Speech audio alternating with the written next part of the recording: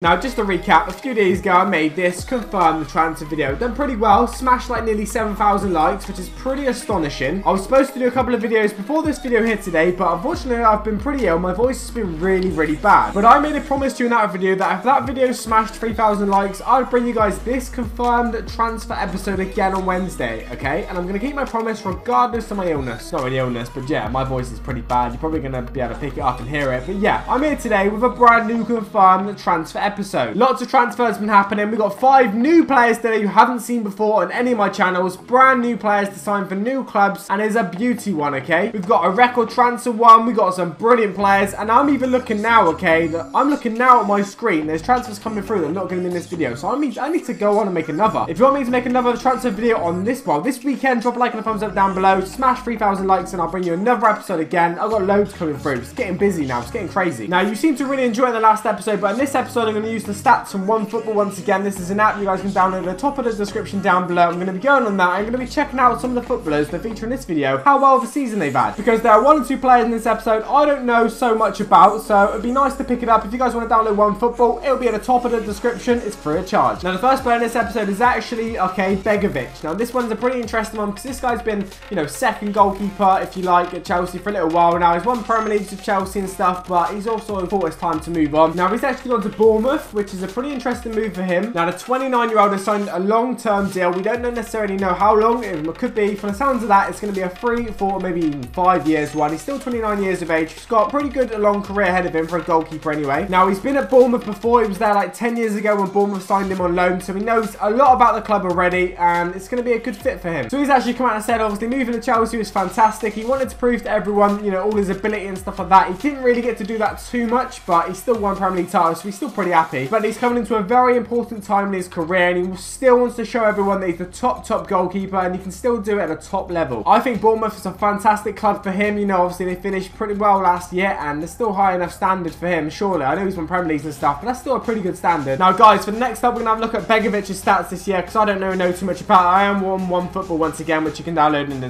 description. So, goals conceded 2.5 per match. That is pretty bad, Begovic. He only played 2 games, to be fair. He makes 0.5 games per match. I'm pretty sure that game that they're talking about, was it against Manchester United in the league this year where they lost 2-0? I think it was. So yeah, his stats haven't really been that interesting this year because he only played 2 games. Now, for second player, guys, it's a pretty interesting one because it's a young Premier League talent at a big club, alright? And he's gone to another big club in the Premier League. So it's a bit of a strange one, and I'm pretty glad I'm bringing it to you, to be fair. Now, as you guys are aware, the transfer window doesn't open until July the 1st. So, you know, transfers necessarily won't be 1,000,000% pen across the paper done until July the 1st. But we've got a guy here called Solanke. Is that how you pronounce his name? Dominic Solanke. I could have pronounced that wrong. Solanke. I don't even know how it's pronounced. But anyway, this guy is a Chelsea youngster, and Liverpool signed him, okay? So Liverpool signed a Chelsea player, which is pretty huge. Liverpool have confirmed they will sign Chelsea striker Dominic Solanke. Solanke will complete his transfer on July the 1st upon the expiration of his contract with Chelsea. The Blues will still be due compensation for the 19-year-old, expected to be around £3 million, and that's decided by a tribunal. So Chelsea is still going to get some money from him, which is pretty good for them. So basically, okay, the tribunal is involved means Chelsea offered Solanke an extension to his 3-year deal he signed in September 2014, his first professional contract, but the youngster turned it down. So he doesn't want to stay at Chelsea, he wants to move on, and he's gone to Liverpool, which is another massive club in the Premier League, which is huge. It's not often you see 2 Premier League, you know, huge clubs send players to one another. It's just not often it happens. You know, they don't want to be supporting the rival team. Now, he's set to become Liverpool's 4th centre forward behind Sturridge, Origi, and Danny Ings. So, you know, he's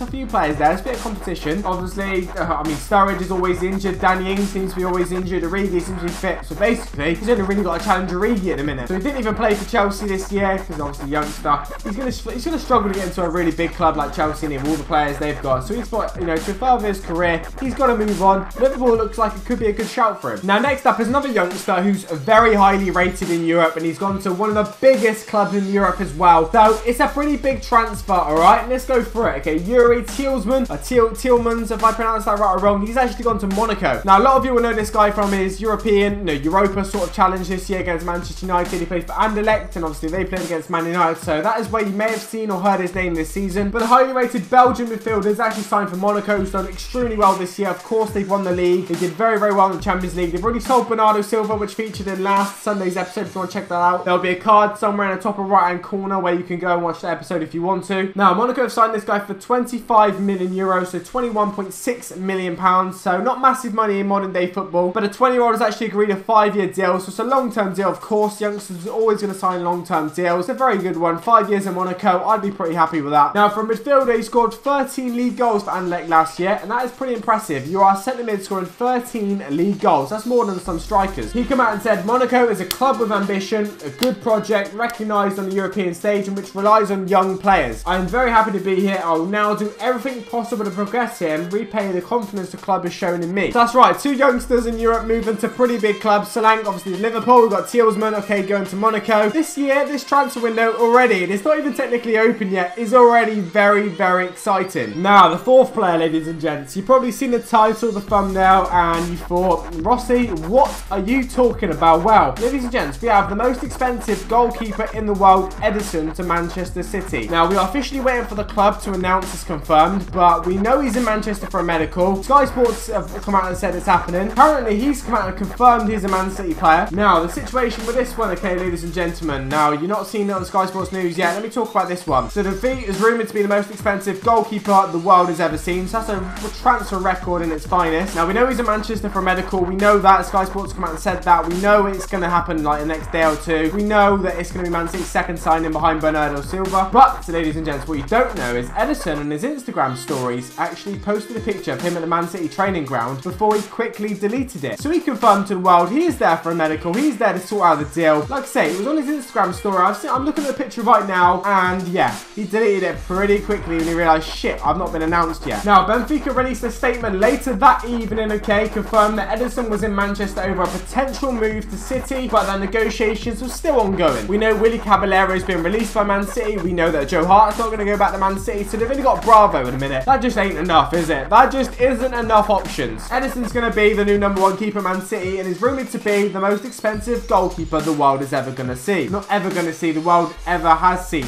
I'm going to rephrase that a little bit. Now, guys, Ederson, I don't really know too much about him, so I've gone on OneFootball here, which you guys can see on the screen. Okay, there's some interesting stuff there once again. His goals conceded, 0.45 per match. He's played 27 and 34 league games this year, which is not too bad. He's made 2.1 saves per match, which is not too bad, and 17 clean sheets this year, which is also pretty decent. So to be fair, without OneFootball, I wouldn't know these stats. 17 games, so out of 27 he's played, he's kept 17 clean sheets. Not bad. He's only let in a goal in 10 games he's played. He hasn't had to make a penalty save this year, so that's not too bad. But he has had a red card, so he has been sent off. He's a bit of a naughty boy. So yep, Ederson confirmed it before, you know, even the club confirmed it. That Instagram post, he shouldn't have done. He got told off for that, and yeah, he had to delete it pretty quickly. Now, an interesting one here for you Ultima team fans. You'll know about this guy. Now, we got next up, Matteo Musacchio. Have I pronounced that right? I mean, I'm butchering names today. I'm going to blame my sore throat, to be fair. But anyway, he's completed his move to AC Milan from Villarreal. You guys can see his Ultimate team card. He's got 83 rated centre-back card. Pretty decent. Been playing, obviously, in Liga Santander. Now, AC Milan have confirmed the capture of the Villarreal defender on a 4-year deal. So it's a long-term deal. It's pretty good. But do you know what's interesting about this story, okay? AC Milan fans have gone into meltdown, okay, over the sexy snaps emerge of new boy Musacchio's doctor girlfriend. She's got a girlfriend who's a doctor, and apparently she's pretty fit. So yeah, that is why AC Milan fans are getting a little bit excited. I don't know why, because it's not like they're all going to have a go in there, is it? I don't really know why they get that excited over it. You got a new centre-half, boys. Just stop focusing on the bird. But yes, the former Villarreal star moved on a free transfer, and he signed a 4-year deal with Man City, which is pretty damn awesome. Now, guys, there are all the transfers I've got for this episode. We do 5 an episode. I really need to start maybe doing more episodes, because lots of stuff's happening. I need to up my game. Like I say, if you want another one this week, drop a like and a thumbs up down below. Now, I want to have a look at Musacchio's stats, okay, for a season this year, because I haven't really seen a lot of him, to be fair. Fouls conceded, won a match. Not too much, not too shocking, really, for a centre-back. He's played 23 of 38 games, so he's obviously missed 15 games somehow by injury or dropped or something. His tackle and pass percentage ain't too bad, to be fair. He's got a couple of assists to his game as well. I don't think he'll be a bad asset for AC Milan. I think he'll do pretty well for him. Like I say, these stats are all on OneFootball, guys. Check it out in the description down below if you want to download it, free of charge. So yes, guys, lots of stuff has happened this year, and lots of stuff of, it's, you know, some very, very good signings so far. We've had like 15, I don't know, signings so far. If you haven't checked out the video I made Sunday, please do. There'll be a card in the top left and right hand corner. You can go over there. You can check out 5 of the latest new players to sign for new clubs, including a new record transfer. It's insane. You've seen a record transfer in today's episode, a goalkeeper, most expensive goalkeeper ever, which is going to be very interesting. You know what I mean? It might even be out, you know, he might not be the most expensive goalkeeper for like another week or two, because there's rumours that De Gea could be going. That's just rumours though. Now, the transfers you've seen so far for this video, video. Which do you think is the best one to happen? Do you think it is Tielemans? Do you think it's Solanke? Do you think it's, of course, Ederson for Man City, the world's most expensive goalkeeper? I'm asking you please to get involved in the comment section down below. Let's keep it pretty clean down there. Let's keep it pretty interesting, because that in itself is a bit of like a bit of a rumor forum thread. You can find a lot of information about a lot of players down in the comment section, so share the love down there, drop a like, drop a comment. Anyway guys, hopefully have a good day, take it easy, peace.